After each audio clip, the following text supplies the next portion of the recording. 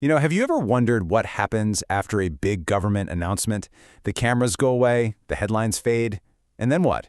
Well, today we're looking at a huge problem that's kind of hidden in plain sight. It's a crack in the system where accountability just seems to vanish. They call it the implementation gap, and we're going to explore a pretty bold idea that might just fix it. Right. This quote from a parliamentary report just hits the nail on the head. The implementation gap. It's that space between a promise being made and that promise actually being kept. And honestly, it's where a lot of good intentions go to die. As we're about to see, this isn't just some bureaucratic term. This gap can have absolutely devastating consequences for public safety. So to really see this gap in action, we've got to talk about the NHS. It's a story about good intentions for sure, but it's also about critical warnings from major public inquiries and a system that's really struggling to learn from its mistakes. Parliament's own expert panel was asked a pretty simple question. Did the government actually follow through on its promises for patient safety? And the verdict came back, requires improvement. Now, let's be really clear about what that means. This isn't just a slightly bad grade. This is after years of inquiries, years of official commitments to do better, and an independent panel found the system was still failing to deliver the safety that patients deserve. It's a failing grade. Think about that for a second. Some of these life-saving recommendations were formally accepted nearly a decade ago. A decade. And yet, the job still isn't done. So this isn't just a small implementation gap. For the people who depend on the system, it's a huge chasm between what was promised and what was actually delivered. Okay, so what does this implementation gap actually look like on the ground? Inside our hospitals. Let's zoom in a bit and see what the experts found when they really dug into the details. Okay, so what's really striking here is the pattern, right? It's just a sea of requires improvement. This isn't about one or two little administrative slip-ups. This shows a deep systemic problem. From the very culture of safety to the ethics of its leaders, the system is just consistently underperforming. And that, of course, puts patients directly at risk. And this graph, wow, it shows the human cost of all this. Just imagine being a nurse or a doctor.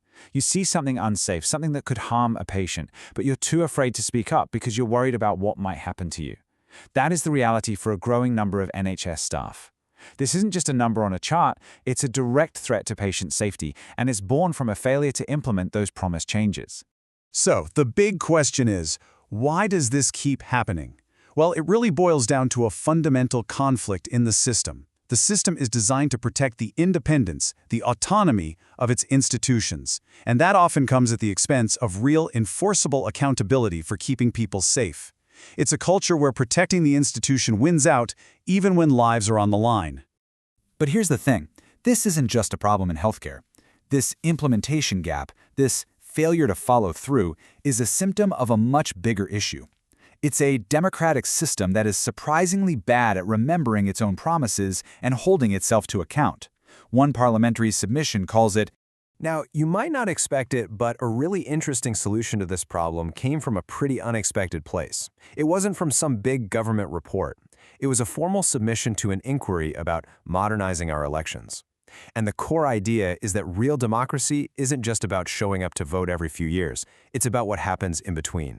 And this submission breaks it down into 5 specific ways our democracy gets hurt by this system of forgetting. Think about it. When we can't easily see how our money is being spent or track what happened to a committee's recommendations, how can we make informed decisions? And crucially, when things go wrong and failures are left unfixed, there's no permanent public record of it. It just disappears. this phrase right here is key. It's not some grand conspiracy.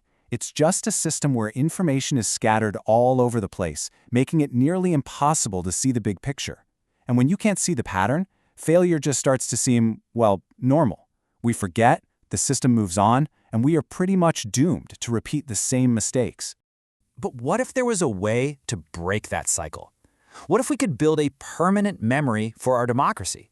A tool to make sure that promises are tracked and failures are never, ever forgotten.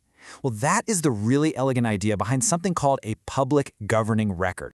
The easiest way to think about it is like a public report card for the government. And the genius of it is that it's not about creating a bunch of new red tape.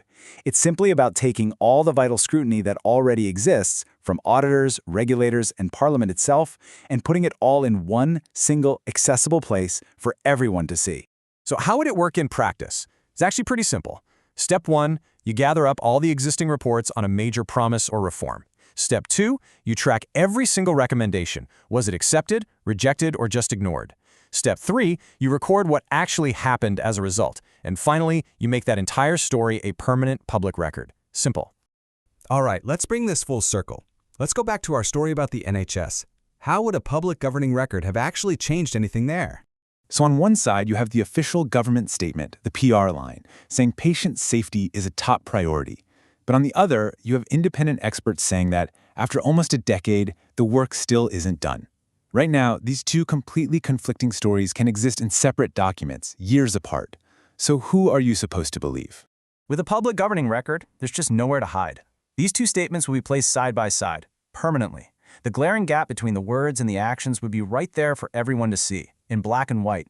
It would make that disconnect impossible to explain away, or worse, just forget.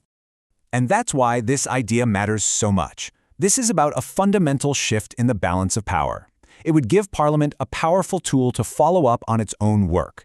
It would give us, the voters, the hard evidence we need to judge a government on its actual track record. And maybe, just maybe, it would start to rebuild trust by making accountability a visible, unavoidable part of holding public office.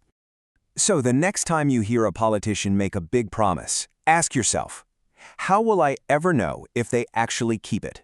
A public governing record suggests that the answer to that question shouldn't be a mystery. It should be a simple matter of public record, making sure that what gets promised is actually what gets done.